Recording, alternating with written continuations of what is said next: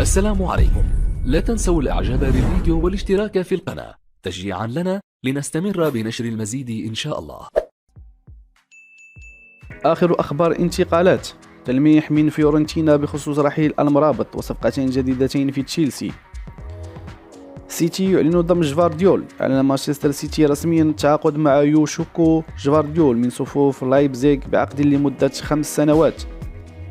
توتنهام يقترب من معوض كين.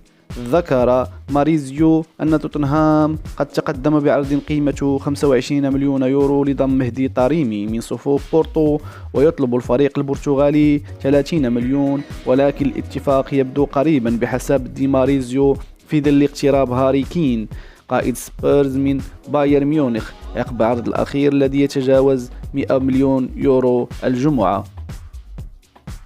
ميلان يتخلص من ديكي تاليري. بحسب سكاي توصل ميلان وأتلانتا لاتفاق من أجل انضمام ديكي تاليري لصفوف الأخير بصيغة الإعارة، وسينضم البلجيكي الذي فشل في التألق الموسم الماضي على سبيل الإعارة لموسمين وأحقية الشراء مقابل 25 مليون يورو بحسب التقرير.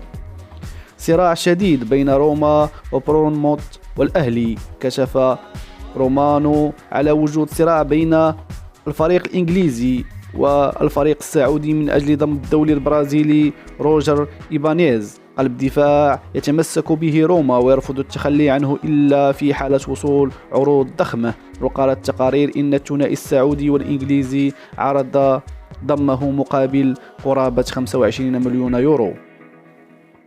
إنتر ميلان يحسم صفقة سومر من باير. أوضحت سكاي أن أنتر سيدفع الشرط الجزائي الخاص بيان سومر حارس بايرن ميونخ، ويصبح السويسري لاعبا في صفوفه في الساعات المقبلة.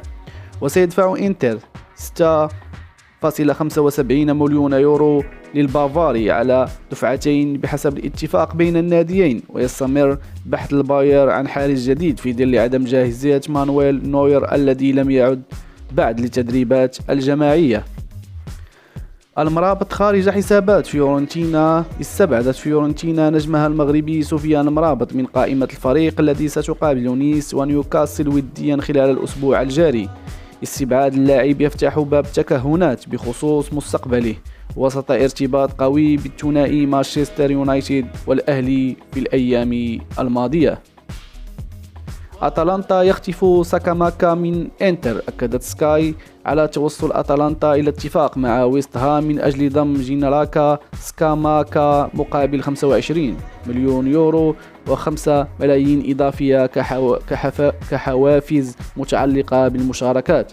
وقالت التقارير إن المهاجم الإيطالي كان على أعتاب إنتر بمبلغ مقارب، ولكن عرض أتلانتا تفوق بسبب الراتب الأعلى للاعب وسهولة تحصين النادي الإنجليزي ل5 ملايين من الحوافز.